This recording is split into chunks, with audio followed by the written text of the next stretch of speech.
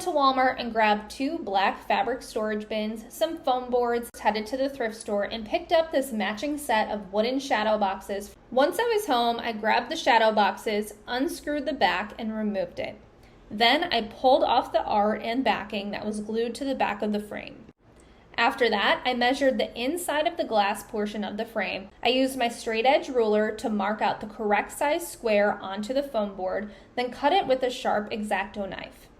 Then I laid my 8x10 photo on top and determined how I wanted the frame to look.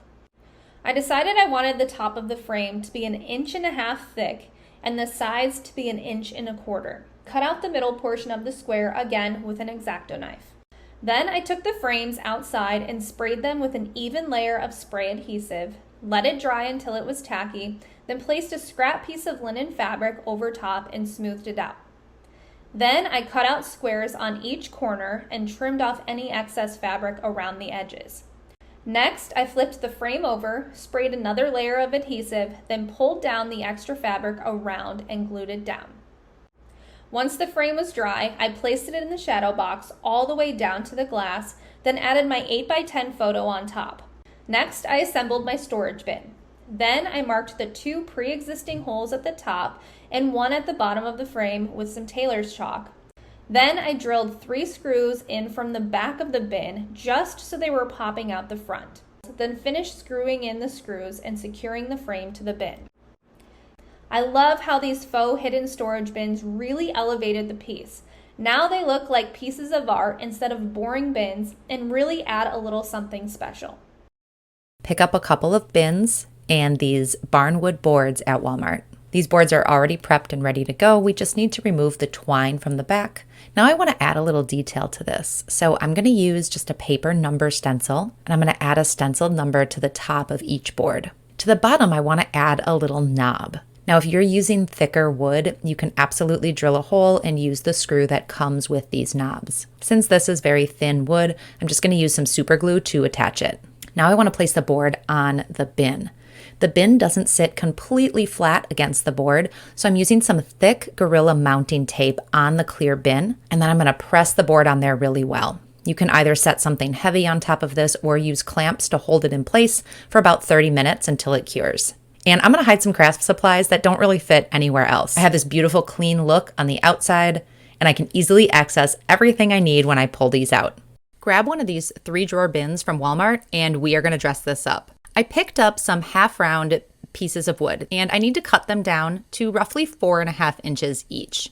Now it's time to attach them to the drawers. I want to cover the front of the drawer to give this kind of a natural boho look. I picked up a multi-surface glue, so this is going to work really well on wood and plastic, and it dries clear. So I'm just going to put a dab of glue on each piece of wood and put them all the way across the drawer. Now that everything's dry, I'm going to take this outside and add a coat of spray paint. I'm opting for a real neutral beige color, and I'm going to cover the front of the drawer and the wood. I opted to leave the rest of the drawer set white. I really like the contrast between the beige and the white, and I think these drawers look so good. It is such an upgrade from the basic drawer set that I had originally. Grab some kitchen towels or tea towels the next time you are at Walmart or your favorite big box store. Take 4 kitchen towels and iron out all the wrinkles. The towels can be the same pattern, or you can mix things up with coordinating patterns. Clip 3 to 4 round curtain rings to the short end of each towel. If you want to adjust the length of your towels, simply fold over the top and clip the rings along the fold. Then, slip the curtain rings onto simple tension rods and hang the rods in a window. Adjust the towel so the curve of the towels all face the same direction. Easy and instant window curtains. Find a fun tea towel with an interesting graphic image and turn it into home decor. First, iron out any wrinkles from the tea towel. Take any old or thrifted art frame and remove the previous art or any cardboard pieces. Apply painter's tape to the edge of the towel, securing it to the cardboard. Place the mat over the taped tea towel and slide it into the frame. You now have new, beautiful, and unique wall art. Find 3 or 4 tea towels or kitchen towels in a fun pattern. Flip 2 towels over and align the short ends up against each other. Place a strip of simple duct tape over the aligned edges and press down firmly. Continue to line up the towels end to end and tape the short ends together using duct tape. Have fun styling it on a table or kitchen island.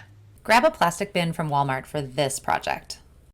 I'm going to start by drilling a few holes into the side of the bin. This is going to be for handles down the road.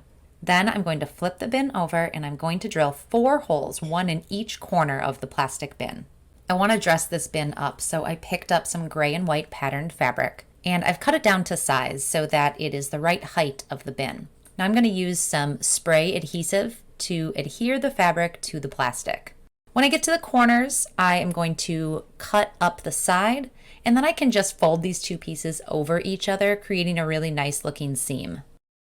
To add the handles, I'm going to locate the hole that I drilled with my finger and then just poke through the fabric with a pair of scissors. Now I can thread the jute through and tie a knot on the inside to secure it in place. Now I'm going to add some feet to the bottom to raise this up off the ground and just make it look a little nicer.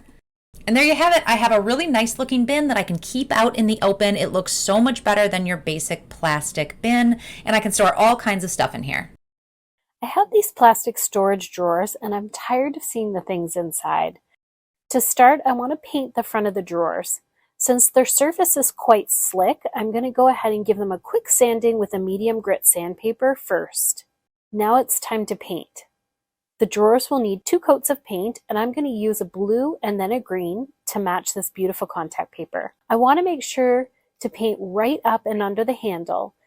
This will cover all of the front parts so that I can't see all of the supplies in the drawers. I also want to paint the handles so that when I add the contact paper, none of the white from the handle will be peeking through.